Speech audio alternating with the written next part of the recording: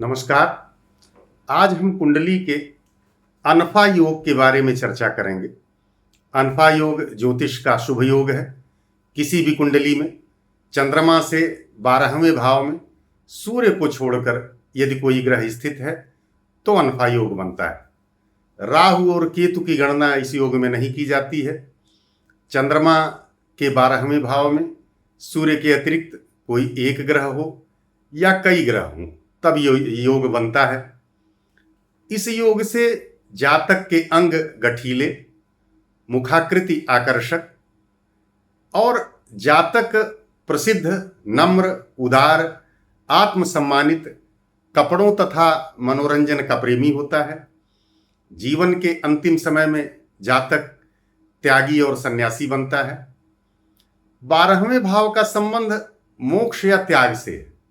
अतः जीवन के आखिरी काल में जातक सांसारिक वस्तुओं से विरक्त हो जाता है। यदि चंद्रमा के 12वें भाव में मंगल है अर्थात मंगल अनफा योग है तो जातक अपने ग्रुप का नेता होता है, तेजस्वी, स्वयं को सीमित रखने वाला, अपने बल पर मान करने वाला और लड़ाई झगड़ा करने के लिए सदैव तत्पर रहने वाला होता है। ऐसे जातक में क्रोध की भावना अधिक पाई जाती है। अब यदि जातक के 12वें में बुध ग्रह है अर्थात बुध अनफा ग्रह योग बन रहा है तो जातक सुंदर, गायक, चतुर, लेखक, कवि, वक्ता, राज सुख प्राप्त और प्रसिद्ध पाने वाला होता है। यदि चंद्रमा के 12वें गुरु हैं अर्थात गुरु अनफा योग बन रहा है तो जातक गंभीर, मेधावी, बुद्धिमान, राजकीय सम्मान प्राप्त और प्रसिद्ध कवि होता है। यदि चंद्रमा के 12वें शुक्र हैं तो जातक विपरीत लिंग में लोकप्रिय, राजा या शासन का स्नेह पाने वाला, उत्तम वाहन से युक्त और उसके प्रसिद्ध कवि होने की संभावना होती है। यदि चंद्रमा के 12वें शनि है अर्थात शनि अनफा योग बन रहा है तो जातक की बाहें लंबी होगी, भाग्यवान, गुणी तथा संतान सुख से युक्त होगा।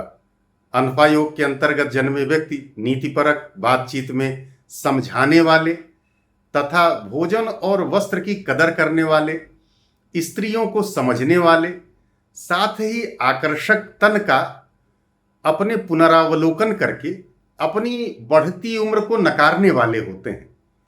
इस योग में जन्मे लोग राजनीतिक और मानसिक शक्ति वाले होते हैं, दृढ़ और धार्मिक ग्रंथों के जानकार होते हैं, अत्यधिक संपन्न होते हैं, परंतु जातक में यथोचित कामुकता भी भरपूर होती है। अनफा योग में चंद्रमा की राशियों में फिर से भ्रमण करने पर विशेष रूप से चंद्रमा के 12वें अगर मेष और सिंह लग्न के लिए शुक्र या बृहस्पति जैसे 5 ग्रह या उन ग्रहों का मेल हो तो इस योग को अत्यधिक लाभकारी माना जाता है।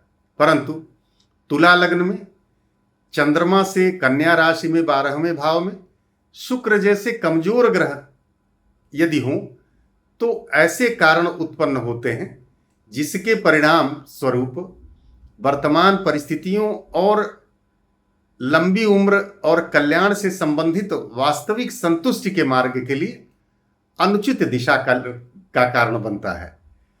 और इन परिस्थितियों में जीवन के अपने उच्च वर्षों में जब जातक सब कुछ खो देता है तो गहन मुक्ति पाने के लिए दुनिया का भी परित्याग कर देता है और ये संभावना बनी रहती है। इस प्रकार आज हम अनफा योग के विषय में कुंडली में बताने का प्रयास मेरे द्वारा किया गया, परंतु किन राशियों में है, किन ग्रहों की दृष्टि है, इनका भी भरपूर प्रभाव पड़ता है इस योग पर। अतः चंद्रमा के 12वें भाव में यदि सूर्य को छोड़कर कोई ग्रह है और किन राशियों में है, किन ग्रहों की दृष्टि है, सब कुछ को समाहित करते हुए ही वास्तविक फलादेश किया जाता है। धन्यवाद।